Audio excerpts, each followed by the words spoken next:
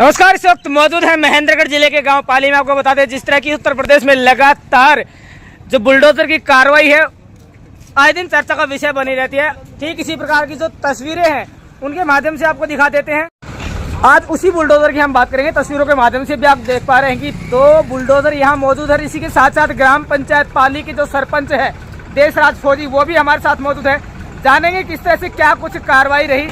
जिस जगह पर हम मौजूद है, आपको बता दें काफी समय से जो अतिक्रमणकारी थे वो एक तरीके से कह सकते हैं कि अवैध कब्जा उन्होंने किया हुआ था, इंक्रोचमेंट किया हुआ था। उसको जमींदोज किया गया है। सरपंच से जानेंगे कितना जो क्षेत्र है वो कब्जा मुक्त करवाए गए हैं, क्या कुछ कार्रवाई रही और क्या वजह थी, आखिर क्या कमी रही पिछली पंचायतों में। जो पंचायती राज में सरपंच चुने गए, पंचायतें आई गई, लेकिन बावजूद इसके इंक्रोचमेंट यहाँ से नहीं हट पाया।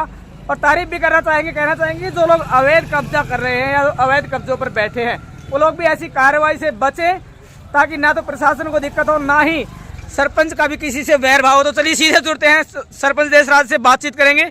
क्या कुछ कहना है, क्या कार्रवाई। सरपंच साहब खड़े हैं आप, आज बुलडोजर भी खड़े हैं यहाँ पर, क्या कुछ कार्रवाई रही और कितना जो क्षेत्र है उस वो कब्जा मुक्त करवाया गया है। देखिए, सबसे पहले मैं आपके न्यूज़ चैनल का धन्यवाद करना चाहूँगा जो आपने यहाँ आके कवर किया, और मैं तमाम प्रदेशवासियों, जिलावासियों और ग्रामवासियों को अवगत करवाना चाहता हूँ कि अवैध जो ज़मीन पंचायत की या सरकारी ज़मीन है उस भूमि पर किसी को भी कब्जा नहीं करना चाहिए, कि उस भूमि पर कभी भी उसकी ज़रूरत पड़ने पर उसको खाली करवाया जा सकता है।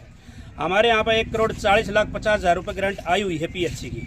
उस पीएचसी के चलते काफ़ी दिन से ये हॉस्पिटल बन नहीं पाया, और पिछले सरपंचों ने जैसे जैसे आते रहे वो अपना समय निकालते रहे, क्योंकि ये जो गांव के विकास की बात है और इस पर जो गांव ने मुझे जिम्मेवारी दी है, मैं एक फौजी आदमी हूँ और मैं ये सोचता हूँ कि मैं उस पर खरा उतरने की पूरी कोशिश करता हूँ। तो इसलिए इस अवैध कब्जे को यहाँ से हटवाया गया है। करीब यहाँ 17 दुकानें जो थी, जो अवैध तरीके से जो बनाई गई थी, वो सभी हटवा दी गई हैं। अब यहाँ एक भव्य प्राथमिक स्वास्थ्य केंद्र का उद्घाटन होगा और वो यहाँ पे बनेगा, जो ग्रामवासियों का काम है।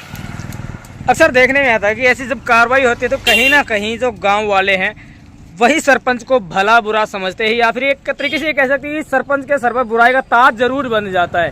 क्या कुछ कहेंगे, क्या कुछ मैसेज रहेगा। देखिए, सरपंच के सर पर बुराई का ताज होता ही है, ये तो स्वाभाविक सी बातें हैं, क्योंकि अमूमन जो कब्जा जिसका होता है वो तो बुरा बताएगा ही, लेकिन फिर भी 95% लोग यहाँ खुश हैं।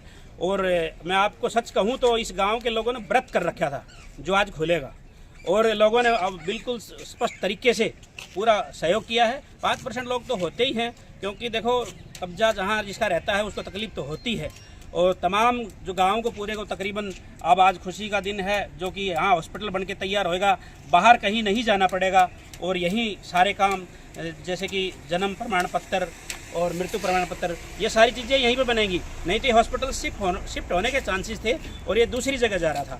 इसके लिए मैं पंचकुला से लेटर ले आया हूँ, तो इसका लेटर की कॉपी भी मेरे पास में है, और जल्द ही इसमें स्वास्थ्य केंद्र भवन बनाया जाएगा। एक तरफ ग्रामीणों का सुख, दूसरी तरफ कब्जाधारियों का दुख।